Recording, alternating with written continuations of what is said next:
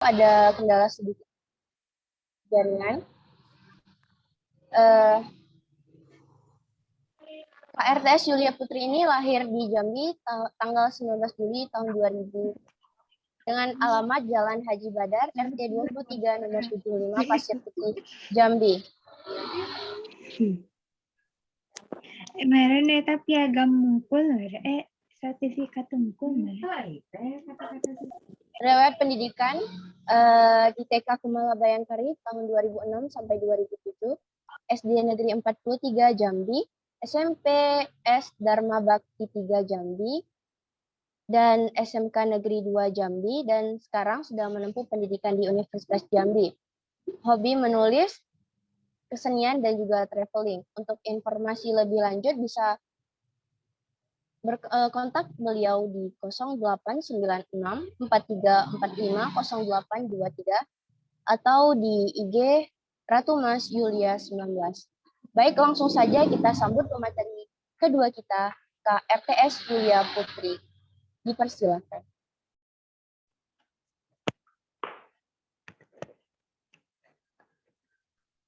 Baik, Assalamualaikum warahmatullahi wabarakatuh. Waalaikumsalam warahmatullahi wabarakatuh. Assalamualaikum warahmatullahi wabarakatuh. Apa bisa terdengar suara saya? Assalamualaikum warahmatullahi wabarakatuh. Siapa sudah terdengar? Baik, sebelumnya terima kasih kepada moderator yang telah membimbing jalannya acara kita pada hari ini. Baik, tema bincang inspirasi kita pada kali ini yaitu ialah membentuk karakter mahasiswa yang kreatif, inovatif, dan produktif. Sebelumnya saya ada sebuah kalimat untuk para teman-teman seluruh Indonesia, yaitu ada saatnya di mana harapan menjadi sesuatu kejelekan, yaitu saat diberi potensi kekuatan yang besar, tapi hanya duduk diam dan berharap besar. Next. Bisa dilanjut? Operator. Next. Baik, di sini ada 5 poin yang akan menjadi bahasan kita pada hari ini. Yang pertama, aku dan potensi diri untuk mengenali diri sendiri. Yang kedua, mengatur pola pikir. Yang ketiga, menentukan target. Yang keempat, karakter. Dan yang kelima, kreatif, inovatif, dan produktif. Next.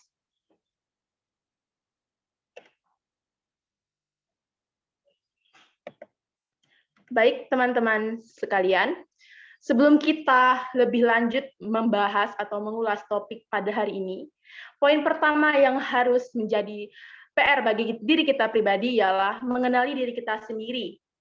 Di sini, saya akan menjabarkan ke konsep vitas, yaitu, bisa di next.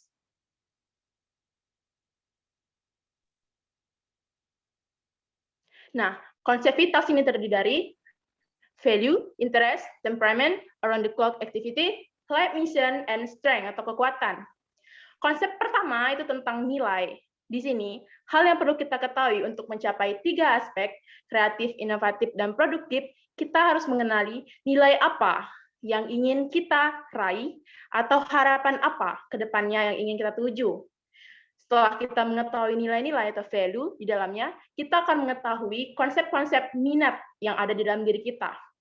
Misal, teman-teman mempunyai suatu minat yang didasari pada waktu kecil. Misal, waktu kecil kita sudah terampil menggambar, sudah terampil bernyanyi, dan konsep yang nomor 2, interest itu, biasanya dapat kita sadari melalui kebiasaan kita di rumah atau bersama interaksi keluarga di rumah.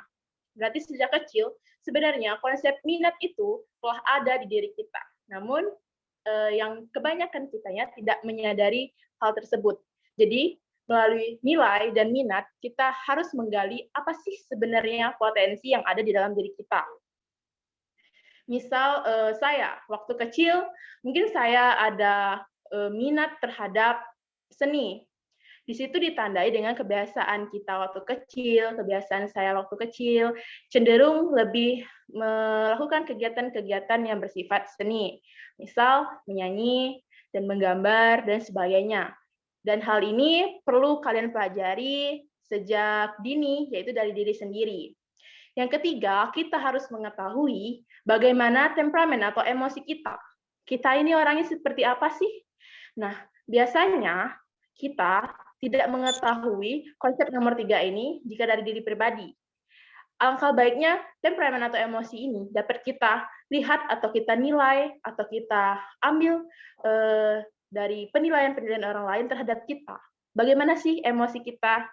Ataukah kita sifatnya santai atau marah atau gimana? Nah, itu bisa mempengaruhi bagi pengenalan diri sendiri di lingkungan kita sendiri. Yang keempat itulah, yang keempat adalah around the clock activities atau jam biologis. Nah, untuk mengetahui siapa diri kita, itu biasanya ada jam-jam biologis yang menurut kita itu adalah mood. Kalau sekarang itu bahasanya mood.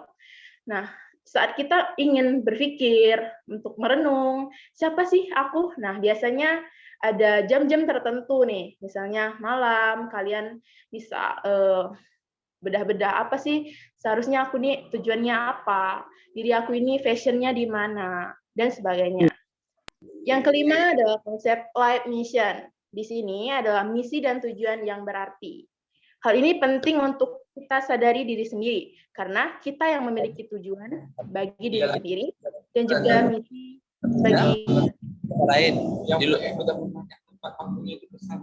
lanjut. Yang keenam itu adalah kekuatan. Untuk memahami bagaimana kriteria kita sendiri, kita harus tahu apa kekuatan kita. Apakah kekuatan kita di poin A, di poin B, atau di poin C. Nah, konsep vitals ini memang harus kita perdalami pribadi. Namun hal ini juga dapat dikomunikasikan oleh orang-orang terdekat seperti sahabat kita atau orang tua kita yang lebih mengetahui dan berinteraksi dengan kita sehari-hari. Oke, next.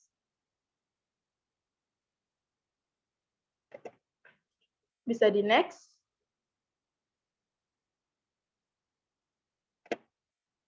Selanjutnya ialah setelah kita kenal dengan diri kita, dengan fashion kita, latar belakang kita, dan orang juga dapat membantu kita untuk mengenali siapa kita, kita harus mengatur pola pikir kita.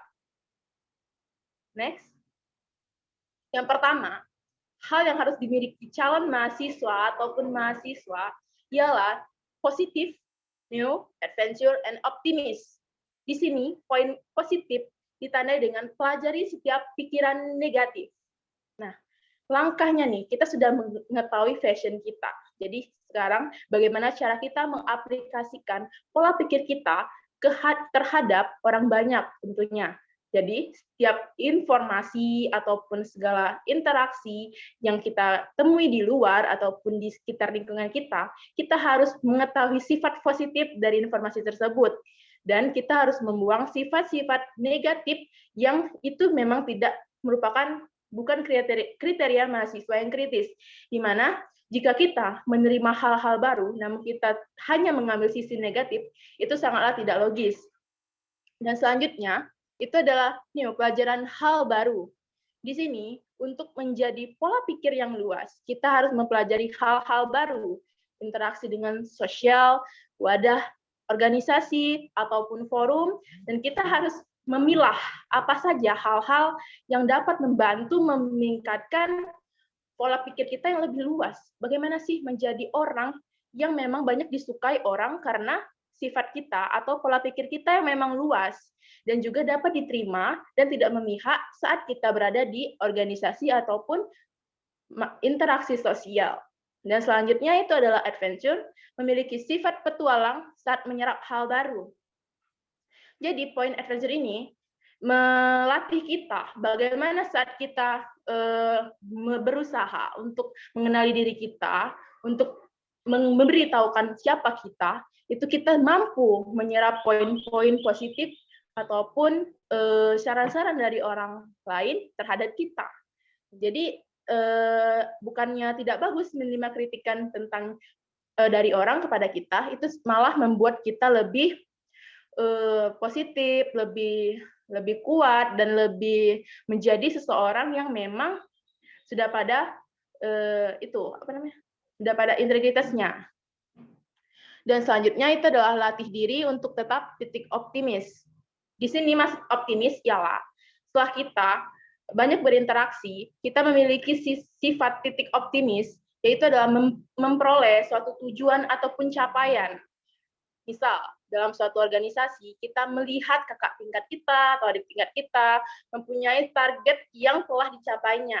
Nah, di sini kita mau tidak mau akan terobsesi dan akan ingin belajar dengan mereka untuk mencapai tujuan tersebut. Dengan adanya kontak atau komunikasi dengan mereka, kita tentu akan sama seperti mereka, tentang belajar tentang mereka, dan bagaimana cara mereka untuk meraih tujuan mereka tersebut. Oke, bisa di next. Nah, ini tadi saya maksudkan, setelah kita mengetahui segala hal, kita harus menentukan target. Di mana? Next.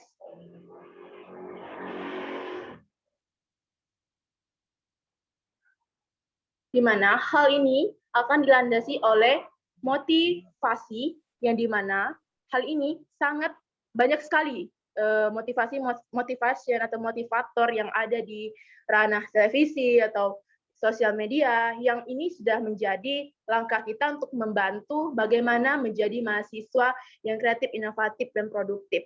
Motivasi ini penting, teman-teman. Gimana? Karena dalam motivasi ini melahirkan sebuah dorongan kita, psikologis kita. Bagaimana caranya motivator itu membuat kita itu semangat. Saat kita nggak tahu nih mau ngapain, aku mau jadi apa, gimana ini besoknya, terus bagaimana sih orang melihat aku. Nah, ini adalah sangat penting untuk mempengaruhi psikologis kita. Yang kedua ialah keyakinan. Jika kita telah mendapatkan inovasi atau motivasi dari orang lain, kita akan yakin bahwa kita itu ada kemampuan. Aku kenal dengan diriku. Aku tahu aku ini di mana fashionnya dan latarnya. Jadi keyakinan ini yang harus kita tumbuhin, teman-teman. Berserta juga dukungan dari wadah-wadah founder kita, atau forum, ataupun teman-teman, maupun keluarga kita. Nah, selanjutnya ialah niat. Di sini, niat itu ada sangat penting bagi kita. Keyakinan kita harus dibarengi dengan niat. Niat yang lurus. Niat menjadi apa kita ke depannya, itu harus dilandasi dengan niat yang lurus. Karena jika kita ingin menjadi seorang pengusaha yang sukses, tidak mungkin niat kita ingin mencurangi konsumen dan sebagainya. Itu tidak mungkin. Pasti niat kita ialah ingin memberikan bagaimana kiat-kiat menjadi pengusaha yang sukses agar dapat menjadi contoh atau inovasi bagi pengusaha lainnya. Nah, selanjutnya itu kita harus berani mencoba, teman-teman. Berani mencoba adalah poin yang paling harus kita utamakan. Karena jika kita sudah punya motivasi, kita sudah yakin dengan passion kita sudah ada niat, namun kita takut atau untuk mencoba itu nggak berani, atau memang takut sama dia, minder sama yang lain, itu tetap tidak jalan, teman-teman. Nah, setelah kita berani mencoba, kita harus menekuni apa yang harus kita jalani, teman-teman. Dan setelah kita menekuni hasil semuanya, itu pasti kita akan mendapatkan puncak hasil, yang dimana itu adalah buah usaha teman-teman sekalian. Itu juga loh. Udah ngasih di gue buat cari-cari dulu orangnya. Bisa di next.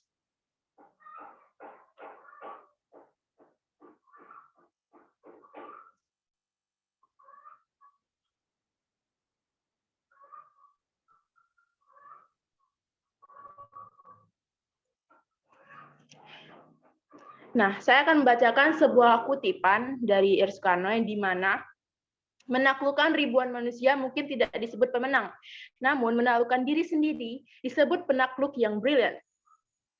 Nah, di sini maksud dari perkataan itu ialah itulah pentingnya bagaimana cara kita untuk mengetahui diri sendiri, untuk mengetahui fashion kita sendiri, untuk mengetahui bagaimana cara kita mengatasi permasalahan yang ada dalam diri sendiri terlebih dahulu, sebelum kita keluar dan mengalahkan teman-teman yang lain ataupun konsep-konsep ataupun organisasi yang lain. Jadi, sebelum kita terjun ke mereka, kita harus memerangi diri kita sendiri. Nah, jadi A picture is worth 1,000 words. Satu gambar berarti 1.000 kata. Itulah maknanya, di mana setiap satu kalian ataupun gambaran mengenai kalian itu dapat diartikan lebih luas oleh orang-orang yang di sekitar kalian. Misal, si A terjun ke suatu wadah organisasi dengan latar belakangnya. Dan bagi dia, itu hanya satu passion. Dan orang lain itu mampu membaca passion-passion yang ada di sekitarnya yang tidak ia sadari. Jadi bagian ini sangat penting untuk menggali apa sih kemampuan teman-teman sekalian. Berdiri sendiri itu tidak akan bisa untuk mengetahui kemampuan yang sesungguhnya. Jadi ini maksudnya, satu objek itu memiliki ribuan makna bagi orang lain. Jadi bagi kalian yang sudah gabung atau berinteraksi sosial, kalian akan menemukan siapa titik-titik apapun poin-poin jati diri kalian di luar. Next. Nah, setelah kalian mengetahui poin-poin yang disampaikan oleh lingkungan sekitar kalian saat kalian berinteraksi sosial, maka muncullah itu karakter atau watak yang merupakan sifat batin yang mempengaruhi segenap pikiran, budi pekerti, tabiat yang dimiliki manusia atau makhluk hidup maupun perilaku. Next.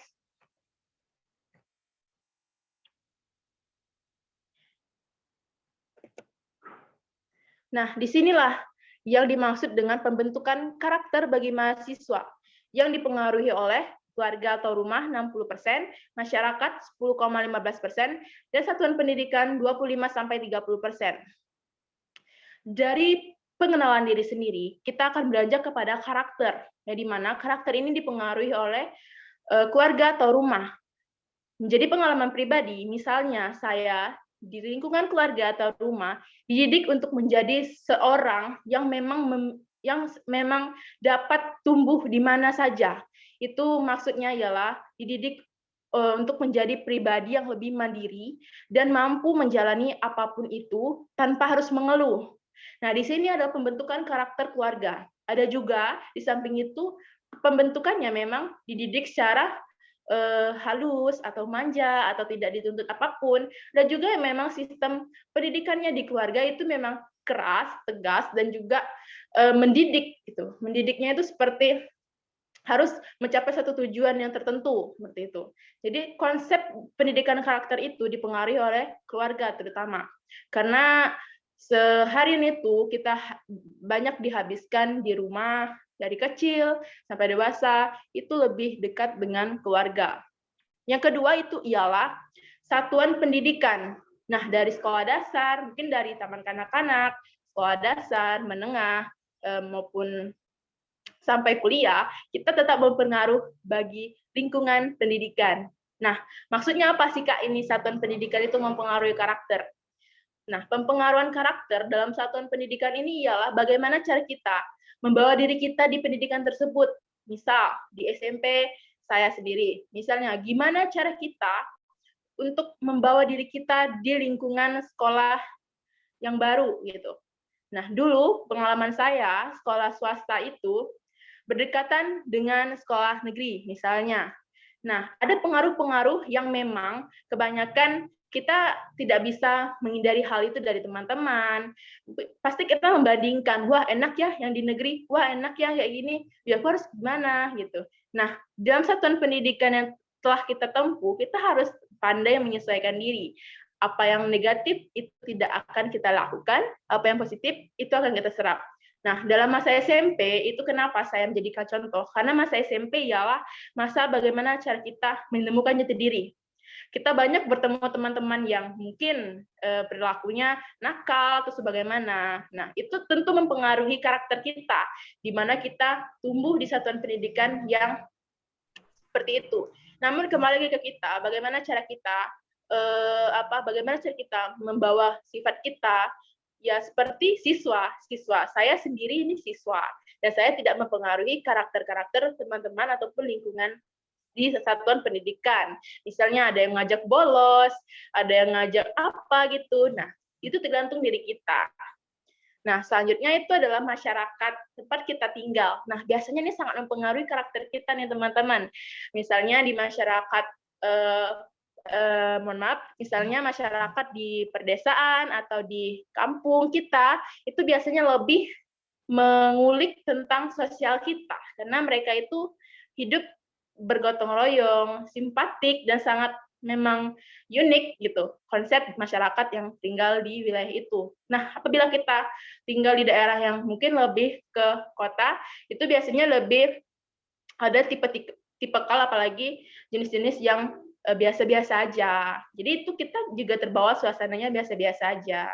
Dan juga nilai karakter ini juga bergantung kepada bagaimana kita melakukan agama kita, bagaimana kita ke Tuhan, ke Allah Subhanahu wa Ta'ala, dan juga bagaimana kita membawa karakter kita secara pribadi, dan juga bagaimana kita membawa karakter kita secara sosial, dan juga gimana cara kita menerapkan karakter kita di lingkungan.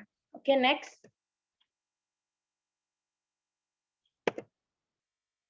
Nah, setelah kita tahu diri kita tahu menjadi apa kita nanti, dan kita sudah tahu bagaimana cara kita melihat karakter kita dan membentuk karakter kita akan bahas tentang poin kreatif, sebagaimana tema kita pada hari ini. Sebelumnya, kreatif itu menciptakan sesuatu yang berbeda dari hal yang ada, baik dari ide maupun penyempurnaan efektivitas. Di sini, mahasiswa maupun calon mahasiswa mempunyai poin-poin tertentu untuk menjadi kreatif. Di samping, dia harus mengetahui siapa dia dan potensi apa dalam diri dia. Yang pertama itu ya belajar dari pengalaman. Untuk menjadi kreatif, kita harus banyak referensi-referensi ataupun sumber-sumber ilmu dari orang-orang yang kreatif, maupun jurnal-jurnal yang membahas tentang bagaimana itu menjadi manusia yang kreatif, bagaimana itu menjadi mahasiswa yang kreatif. Nah, tanpa membaca dari referensi ataupun sumber ilmu, kita tidak mengetahui trik and tricks untuk menjadi kreatif. Dan selanjutnya itu ialah bersosialisasi. Untuk menjadi kreatif, kita harus ada berkomunikasi dengan orang banyak. Karena setiap orang mempunyai passion-nya sendiri. Semakin banyak kita mengetahui relasi ataupun komunikasi dengan orang banyak, semakin banyak juga passion yang kita temukan, dan semakin kreatif juga kita. Karena kita banyak belajar dari mereka tentunya, teman-teman. Yang ketiga itu ialah membaca. Membaca ini sangat penting untuk menjadi kreatif. Karena kalau kita tidak membaca, kita tidak mengetahui bagaimana cara kita untuk menghadapi seseorang yang seperti ini. Bagaimana cara kita untuk terus menjadi orang yang kreatif itu gimana sih? Nah, kreatif itu kan biasanya identik dengan pandai membuat sesuatu. Nah, apabila kita tidak membaca, otak kita hanya berpikir kepada A ke B, A ke B. Nah, setelah kita membaca, pikiran kita jadi luas, teman-teman. Kita sudah menjadi tahu apa itu kreatif yang sesungguhnya, apa itu kreatif dalam arti luas, dan kreatif itu tidak hanya kemampuan atau kepiawaian kita dalam art atau yang lainnya, atau seni, musik, atau sebagainya. Kreatif itu juga dalam pola pikir, teman-teman. Jadi, teman-teman juga dapat menjadi kreatif yang itu dalam berpikir. Bagaimana sih berpikir kreatif? Kok bisa gitu? Nah, berpikir kreatif itu maksudnya ialah dia dapat memecahkan satu permasalahan dengan mudah. Nah, kebanyakan orang-orang yang tidak memiliki sifat kreatif, biasanya dia memecahkan masalah dengan banyak sekali cabang-cabang. Nah, orang yang kreatif itu hanya satu, dan itu hanya adalah jalan pintas bagi orang-orang yang memang memiliki sifat kreatif, teman-teman. Jadi setiap satu permasalahan yang besar, dia mempertimbangkan bagaimana caranya untuk melepaskan satu permasalahan tersebut dengan satu jalan, tanpa harus mengeluh, tanpa harus bercabang yang ke B, ke C, dan ke D. Nah, selanjutnya itu adalah tentang diri sendiri. Untuk menjadi seorang mahasiswa yang kreatif, dia harus berani menantang diri sendiri secara konstan, yang mendorong teman-teman semua keluar dari zona nyaman tentunya. Nah, di sini maksudnya saya adalah saat kita kuliah itu, ataupun adik-adik yang mau kuliah nanti, itu ada namanya banyak sekali mahasiswa yang A, mahasiswa B, perbandingan seperti itu, teman-teman. Yang dimana yang A ini memang dia aktif sekali. Dia aktif, dia cuman kuliah terus dia langsung pulang, cuman dia tidak ada aktivitas lainnya. Dan yang si B itu ada mahasiswa yang memang dia tetap aktif di akademis, dan dia juga lancar ataupun aktif komunikasinya, aktif di organisasi, dan dia tentu ada perbedaan di A di B.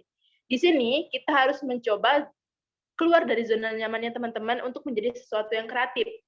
Kita tidak dapat mengetahui bagaimana tips and trik kreatif dalam kelas kita pribadi. Kita harus keluar, teman-teman. Kita harus membuka mata kita harus banyak cari tahu untuk menjadi kreatif, teman-teman.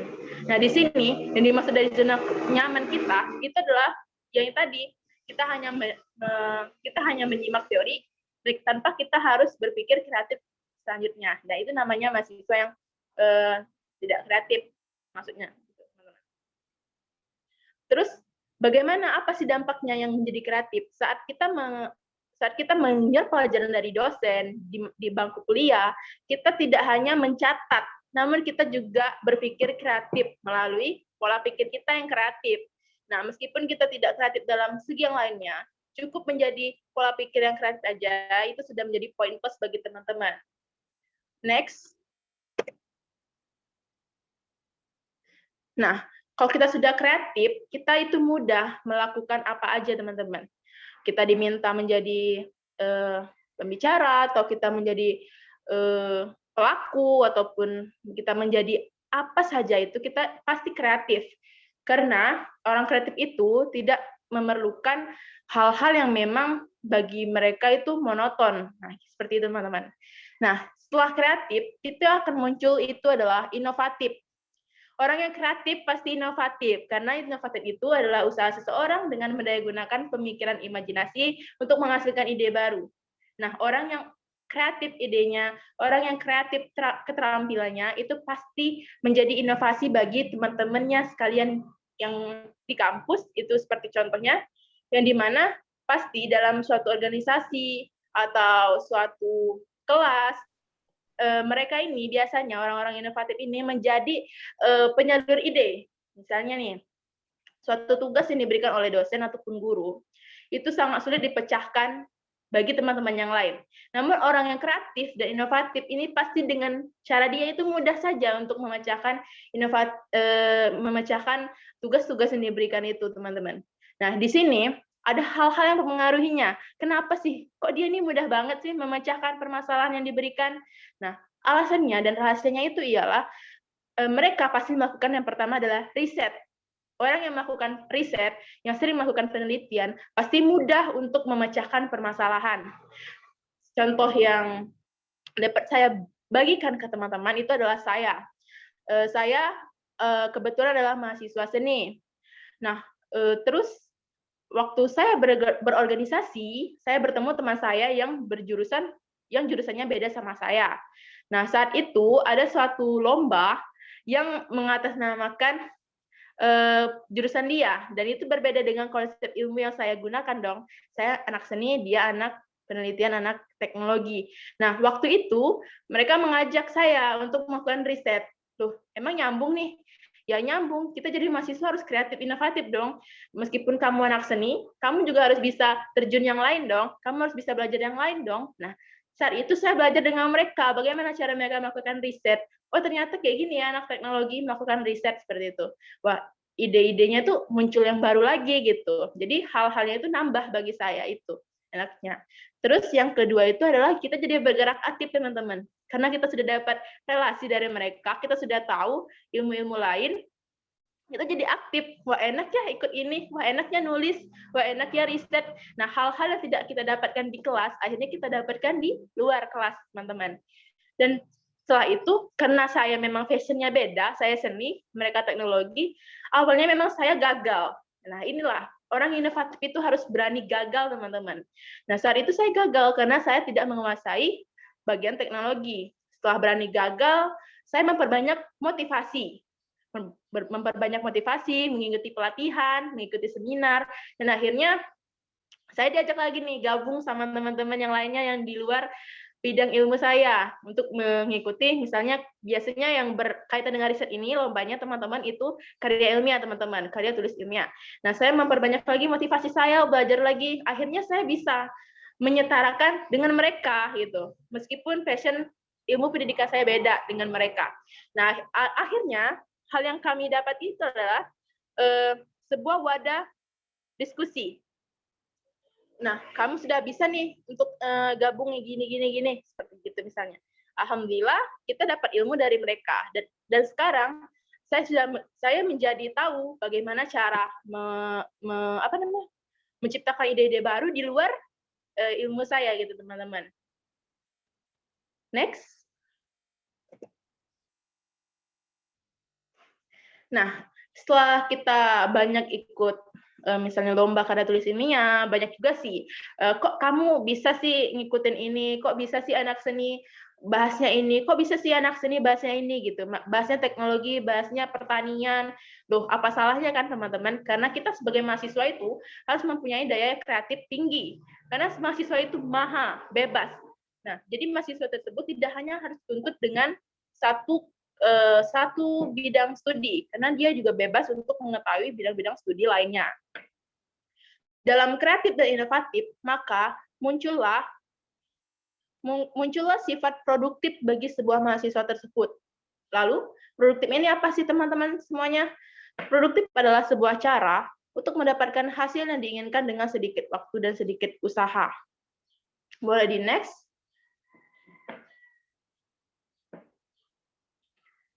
Nah, di sini kami memaparkan bahwa ada golongan mahasiswa yang memang sibuk dan mahasiswa yang memang produktif, teman-teman.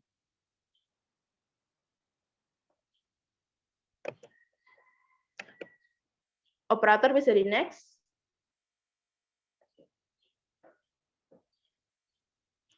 Nah, di sini dapat mendapatkan perbedaan antara produktif dan sibuk.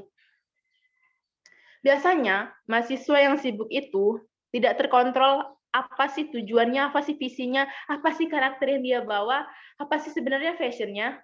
Dia itu hanya mengikuti alur di lingkungannya. Misalnya, si A ikut sini, si B ikut yang ini. Dia mengikuti kedua-keduanya untuk menjadi orang yang sibuk, tanpa mengetahui latar belakang atau passion dari mahasiswa tersebut. Nah, jadi di sini alangkah baiknya sifat yang sibuk itu dilemparkan kepada sifat yang produktif. Karena di sini produktif itu lebih mendapatkan hasil yang diinginkan dengan sedikit usaha maupun waktu yang dikeluarkan. Bisa di next. Nah, di slide ini kita akan mengetahui bagaimana perbedaan mahasiswa yang produktif maupun yang sibuk. Yang produktif, dia mempunyai misi yang terukur dan tidak terukur. Yang terukur adalah produktif, yang tidak terukur adalah sibuk. Nah, di sini orang mahasiswa yang produktif, dia akan mempunyai misi. Misi mengikuti organisasi ini adalah untuk pencapaian tujuannya yang ini misalnya, yang A.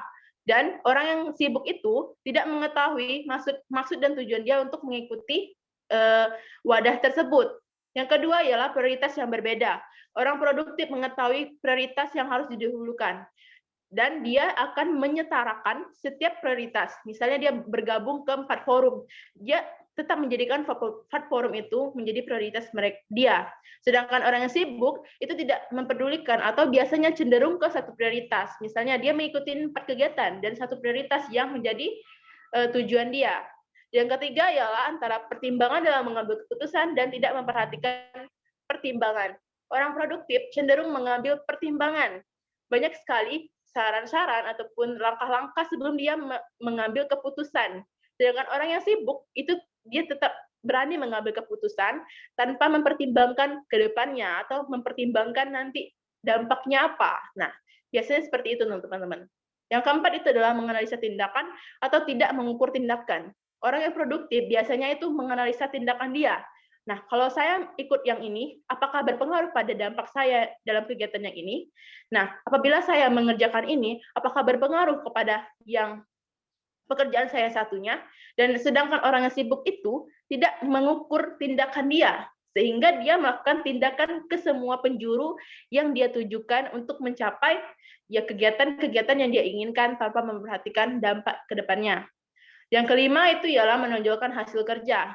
Orang yang produktif biasanya ada hasil kerjanya, ada CV-nya. Sedangkan orang-orang yang sibuk itu biasanya tidak ada hasil kerjanya. Maaf, maksudnya di sini ialah orang yang sibuk ini tidak ada pencapaian dalam suatu pekerjaannya karena tidak terolah dengan baik. Dia tidak dapat menghandle hal-hal yang memang dia ikuti. seharusnya dia mampu untuk menghandle satu kegiatan, karena dia mengikuti 4 kegiatan, jadi tidak menghandle semuanya, teman-teman.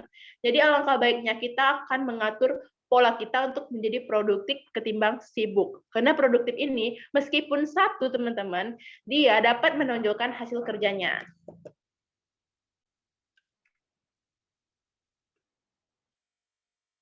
Baik.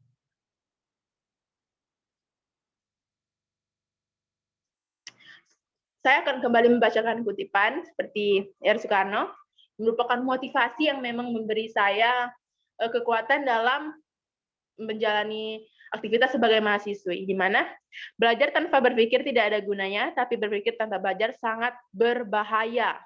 Di sini, teman-teman, mungkin dalam seminar kita ini dapat membantu teman-teman untuk bagaimana sih, Kak, bagaimana sih caranya mengatasi permasalahan diri sendiri, bagaimana sih caranya memerangi diri sendiri.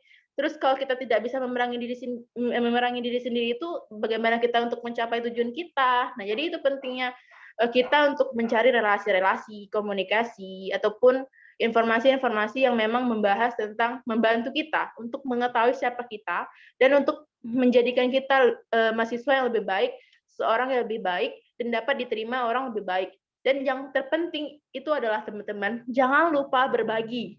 Apapun yang kita ketahui, jangan lupa untuk berbagi ke teman-teman yang lainnya, atau sesamanya, atau keluarga. Karena hal tersebut sangat indah, teman-teman. Hal yang kita proses kita, apapun ilmu-ilmu kita, jangan lupa berbagi kepada sesama. Meskipun kita baru belajar, kita punya dapat ilmu ini, baru sedikit ini, cuma kita ingin berbagi itu, teman-teman, itu luar biasa indahnya, teman-teman. Selain memperbanyak relasi, kita juga banyak belajar dari pengalaman untuk menjadi pribadi yang lebih baik. Oke, mungkin sekian pemaparan materi dari saya. Terima kasih sebelumnya. Mohon maaf jika saya ada salah dalam penyampaian teori tadi, maupun hal-hal lain yang saya mungkin hilaf. Mohon dimaafkan. Baik, saya serahkan kembali ke moderator, Kak Cutliana Rita. Wow, luar biasa sekali ya penyampaian dari Kak Putri. Satu kalimat yang sangat berkesan yaitu belajar tanpa berpikir tidak ada gunanya, namun berpikir tanpa belajar sangatlah berbahaya. Nah, dari penyampaian dari kedua materi kita yang sangat luar biasa pada hari ini, kita dapat mengambil pelajaran yang teramat banyak, mendapatkan insight yang luar biasa ya.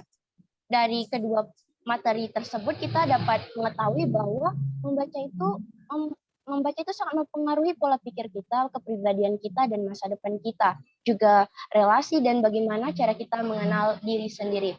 Baik, selanjutnya diharapkan kepada seluruh audiens, jika ada pertanyaan silahkan langsung raise hand atau dapat menuliskan di kolom komentar. Harus dilakukan untuk semua orang, dan nanti situasi pandemi kita ini seperti apa, kemudian sudah situasi epidemiologinya menjadi endemis ya.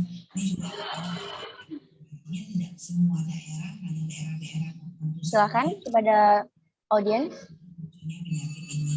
Yang kedua adalah yang ketiga adalah untuk booster ketiga, apakah menggunakan vaksin yang sama ataukah menggunakan platform yang berbeda. Ini bisa langsung raise hand ya, atau bisa dituliskan di kolom komentar jika ada pertanyaan.